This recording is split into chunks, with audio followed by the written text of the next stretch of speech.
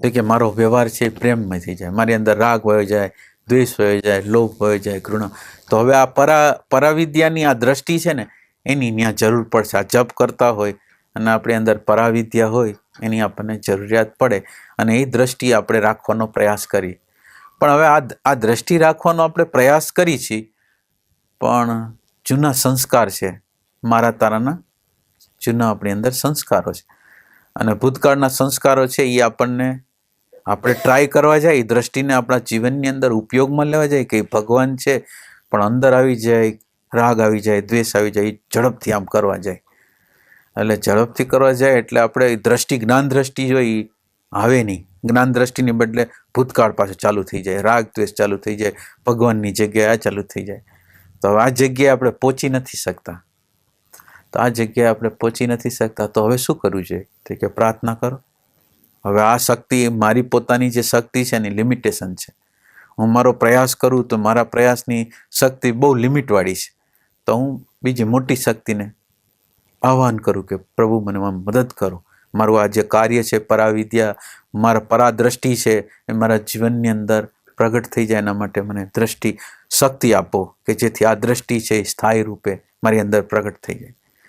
તો આ થયો એનો પ્રાર્થનાનો, પરાવિદ્યાની અંદર પ્રાર્થનાનો ઉપયોગ. હવે આ પ્રાર્થનાની સિવાય એક તપનું વસ્તુ આવે કે હવે આ બાજુ ભૂતકાળનું મૂલ્યાંકન છે, કોઈ અપમાન થઈ ગયું છે, કોઈ આર્થિક નુકસાન થઈ ગયું છે, કંઈ પણ ઘટના ઘટી ગઈ છે, અને એ વખતે મારા અંતઃકરણ ભૂતકાળ મુજબ તપવા માગે છે. એટલે ભય થઈ જાય છે, ઘૃણા થઈ જાય છે, હિંસાનો ભાવ થઈ જાય છે. તો આ જે ભય છે, ઘૃણા છે, હિંસા છે, એ ભાવ છે, એની સાથે વહેતો નથી. એમ જ એમને શબ્દ બોલ્યા વગર હું એને સહન કરું છું, એની સામે આવી જાઉં છું.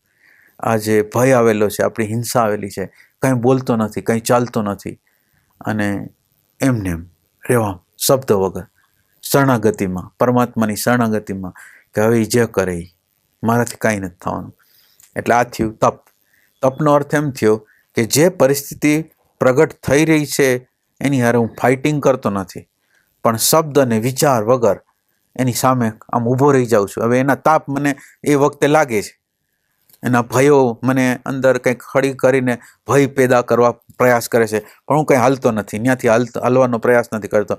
હિંસાનો ભાવ આવે છે, હાલતો નથી, આમની આની અંદર જીવવા પ્રયાસ કરું. એટલે એ વખતે આપણી અંદર લોડ પડતા હોય, ભૂતકાળના જે મૂલ્યાંકનો ભય પેદા કરતા હોય, હિંસા પેદા કરતા હોય, ક્રોધ પેદા કરતા હોય, હું એની હારે ભળતો નથી. આ ન ભળવાની જે પ્રક્રિયા છે ને એ છે તપ છે.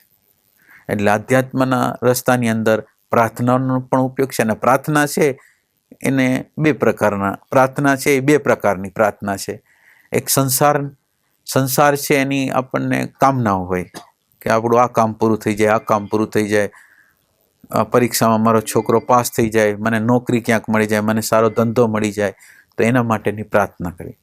એટલે હવે પ્રાર્થનાની અંદર આ ગીતાએ પ્રાર્થનાના પ્રકારની અંદર એમ કીધું, એ લોકો બધા મારા ભક્ત જ છે. ભલે કોઈ જોરદાર મુશ્કેલી અત્યારે પડી ગઈ, એવી મુશ્કેલી પડી ગઈ કે અત્યારે તાત્કાલિક રીતે પરમાત્માની મદદની જરૂર પડી, એટલે પોકાર કર્યો. તો માટે ભલે ને કોઈ વસ્તુ બની ગઈ છે, એક્સિડન્ટ થઈ ગયો છે. હવે એક્સિડન્ટમાં શું થશે કંઈ ખબર નથી. એક્સિડન્ટ આપણે કોઈ ભટકાઈ ગયા છીએ, તો હવે શું થાય? તો એ વખતે પરમાત્માને પ્રાર્થના કરી અને પરમાત્મા આપણને કંઈ રસ્તો બતાવી દે, કોઈ પરિસ્થિતિઓ હરખી કરી દે, તો એ આર્તતાનો પોકાર છે. એટલે આ પ્રાર્થનાના આપણે પ્રકાર બતાવી છીએ કે પ્રાર્થનાની અંદર ભગવાને એમ કીધું કે મારી આગળ 4 પ્રકારના ભક્તો છે, અને એ ભક્તોની અંદર એક આર્ત છે, અને જીવનની મુશ્કેલી આવે તો એ જીવનની મુશ્કેલીમાં મને પોકાર કરશે તો હું જવાબ આપીશ, અને જવાબ આપે છે. તો આ એક પ્રકારની પ્રાર્થના થઈ કે જેની અંદર સ્થૂલ વસ્તુ છે, સલામતી જોઈ છે, કામનાની તૃપ્તિ કરવી છે, અહંકારને પોષણ આપવું છે, એવી પ્રાર્થના છે. તો આ પ્રાર્થના એને આર્તતાથી કરી, એક અથાથી હોય છે. એને કોઈ વસ્તુ જોતી હોય, કોઈ પદાર્થ જોતો હોય, કોઈ પૈસા જોતા હોય, પ્રતિષ્ઠા જોતી હોય, એવો કામનાવાળો માણસ છે. તો એ અથાર્થી લોકો ભગવાનને પ્રાર્થના કરી શકે, અને તોય ભગવાન એમ કે મારો ભક્ત જ છે. કારણ કે ભક્તિ તો શરૂઆત તો ક્યાંથી થાય? તો એ કે આર્તતાથી પોકાર કર્યો અને એનો આપણને જવાબ મળે. આપણે જોયું કે આપણને કંઈક હેલ્પ મળી ગઈ છે, તો આપણી જે ભક્તિ છે, આપણો જે ભાવ છે, કોઈ શક્તિ છે, અદ્રશ્ય શક્તિ છે, એના ઉપર આપણો ભાવ થાય. એટલે આર્તને અથાર્થી છે એ બેકગ્રાઉન્ડ છે. આપણી પરાભક્તિ પ્રગટ થાય એ પહેલાંનું બેકગ્રાઉન્ડ છે. એ પહેલાં એને ટેસ્ટ કરે કે આ ભગવાન જેવી વસ્તુ આપણા જીવનની અંદર છે કે નહીં, આ કોઈ અવ્યક્ત શક્તિ છે કે નથી. તો એ આપણા જીવનના રૂટીન જીવનના વ્યવહારમાં આર્થ અને અથાર્થી જે લોકો હોય એના દ્વારા એ પ્રાપ્ત થાય. અને પછી એક ત્રીજો ભક્ત કીધો એ જિજ્ઞાસુ.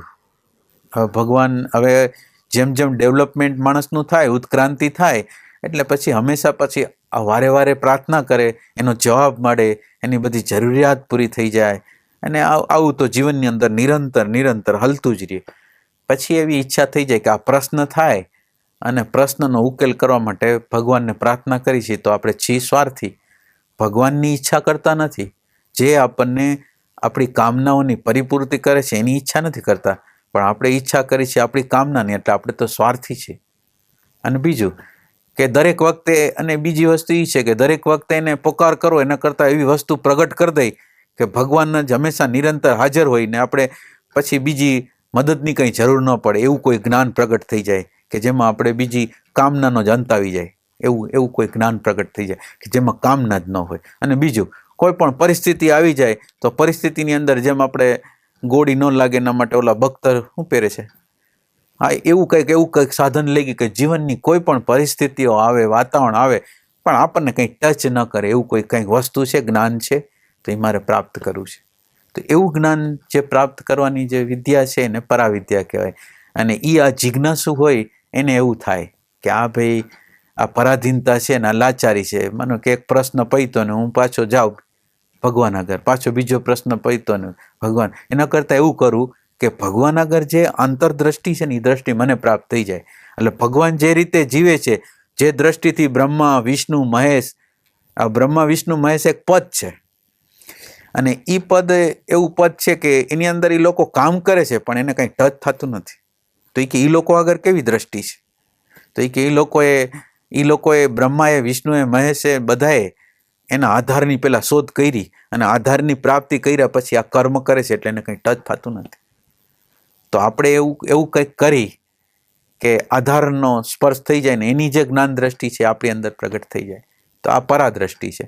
અને આ પરાદ્રષ્ટિ પ્રગટ થઈ જાય એના માટે આપણા આત્માનું જ્ઞાન, પરમાત્માનું જ્ઞાન આપણી અંદર પ્રગટ થાય. એટલે એના માટે આપણે એમ કીધું કે આ સ્થૂલ શરીર, પહેલી વાત કરી કે આ સ્થૂલ બોડી છે, અને આ સ્થૂલ બોડીનો અનુભવ કરે છે, મન, બુદ્ધિ, ચિત્ત, અહંકાર છે, એ ચોથા ડાયમેન્શનવાળું છે. અને આ ચોથા ડાયમેન્શનવાળી બધી વસ્તુ, ચાહે ચોથા ડાયમેન્શનવાળી હોય કે ત્રીજા ડાયમેન્શનવાળી હોય, ડાયમેન્શનની અંદર શું છે કે એક દેખાય છે અને એક દેખાતું નથી, પણ બે વસ્તુ જળ છે. એ બે વસ્તુ દ્રશ્ય છે. ઓલું ચિત્તની અંદર દ્રશ્ય છે અને ઓલું સ્થૂલ આકાશની અંદર વ્યક્ત છે. એક મારા ચિત્તાકાશની અંદર વ્યક્ત છે અને એક આ સ્થૂલ આકાશની અંદર વ્યક્ત છે, પણ બે વસ્તુ છે એ સ્થૂલ છે, એટલે એ છે દ્રશ્ય છે અને જળ છે અને પરપ્રકાશિત છે. પણ એને કોઈક પ્રકાશ કરે છે, એ ચેતન તત્વ છે. અને આ ચેતન તત્વ સાથે આપણે અનુસંધાન કરવું છે. તો એના માટે આપણે આ ચેતન તત્વનું અનુસંધાન, એટલે આ પ્રકાશ કરે છે એનું અનુસંધાન કરવા માટે શું જોઈએ? તો એ કે વર્તમાન ક્ષણ જોઈએ. પ્રભુ છે એ સતત રીતે વર્તમાનમાં છે, અને આપણે જો વર્તમાનમાં આવી જાય તો ભગવાન સાથે આપણું મિલન થઈ જાય. એટલે ભગવાનનું મિલન કરવા માટે આપણે વર્તમાનમાં આવી છે. અને આ વર્તમાનની દ્રષ્ટિ છે એ પછી જપના માધ્યમ દ્વારા હોય, તપના માધ્યમ દ્વારા હોય, વિદ્યાના માધ્યમ દ્વારા હોય કે કોઈ પણ દ્વારા હોય. તો હવે જીવનના જે વિકાસ માટે એટલે પ્રશ્ન એવો કરવામાં આવ્યો છે કે આ જપનો શું ઉપયોગ છે, તપનો શું ઉપયોગ છે, પછી જપ તપ, પછી પ્રાર્થના, જપ તપ, પ્રાર્થના અને વિદ્યા. એટલે આ વિદ્યાનો ઉપયોગ છે, અને એમાં દ્રષ્ટિ હોય ને, વિદ્યા હોય ને એટલે બધાનો સાચો ઉપયોગ છે, ને વિદ્યા ન હોય ને તો બધી વસ્તુ, જેમ કોઈ પણ વસ્તુ હોય જેણે સોનું હોય ને લોઢું કેમ થઈ જાય, એમ આનો ટચ ન થાય ને, આ જે જ્ઞાન દ્રષ્ટિનો ટચ ન થાય ને, તો કોઈ પણ કર્મકાંડ, કોઈ પણ ક્રિયાકાંડ છે ને એ અહંકારનો ભાગ થઈ જાય, જડતાનો ભાગ થઈ જાય. એટલે કાંઈ પણ ક્રિયા કરવામાં જો આપણી આગળ લક્ષ ન હોય આ જપ કરી, તપ કરી, કાંઈ પણ કરી, પણ એની પાછળ આપણે અહંકારનું વિસર્જન કરવાનું લક્ષ્ય ન હોય તો બધી વસ્તુ અહંકારનો ભાગ બને છે. એટલે જરૂરી છે આ બધી વસ્તુ છે એ આપણને ઉપયોગી થઈ શકે જો જ્ઞાન દ્રષ્ટિ હોય તો. અને બીજું, જો જ્ઞાન દ્રષ્ટિ ન હોય તો જપ, તપ, વિદ્યા અને પ્રાર્થના બધો અહંકારનો ભાગ થાય અને અહંકારને પોષવા માટે બધી પ્રવૃત્તિ કરી શકે. એટલે હવે આપણે આનો ઉપયોગ કેવી રીતે કરી છે એના ઉપર એનો આધાર છે કે આપણે આ આપણી કામનાની પરિપૂર્તિ કરવા માટે કરી છીએ કે જીવન જે જીવવાની જે કલા છે એના માટે, મરણનો ભયને દૂર કરવાની માટેની કલા માટે કરી છે, કોના માટે આપણે કરી છે. એટલે એ દ્રષ્ટિ નહીં હોય તો બધી વસ્તુ છે એ બધી વસ્તુ અહંકારનો ભાગ બનશે. એટલે આ રીતે જપનું મૂલ્ય છે. જપ દ્વારા આપણે વૈખરી, મધ્યમાં, પશ્યંતીની ગતિ થાય ત્યાં સુધીમાં આપણી દ્રષ્ટિની વ્યાપકતા બહુ થઈ ગઈ હોય અને આપણને બધે ભગવાન દેખાતા હોય અને આપણે જ્યારે કોઈ આપણા સંબંધમાં આવતું હોય ત્યારે આપણે એ સંબંધમાં લુચ્ચાઈ, કપટ, ઘૃણાને બદલે એ ભગવાન છે એવો ભાવ કરતા હોય. તો ધીરે ધીરે પશ્યંતીમાં જાય. પશ્યંતીની અંદર આખી સુરતા હોય ને, એ સુરતા ઉપર આપણો કંટ્રોલ આવી ગયો હોય. એટલે સુરતા છે એ આપણી રીતે જ હાલતી હોય.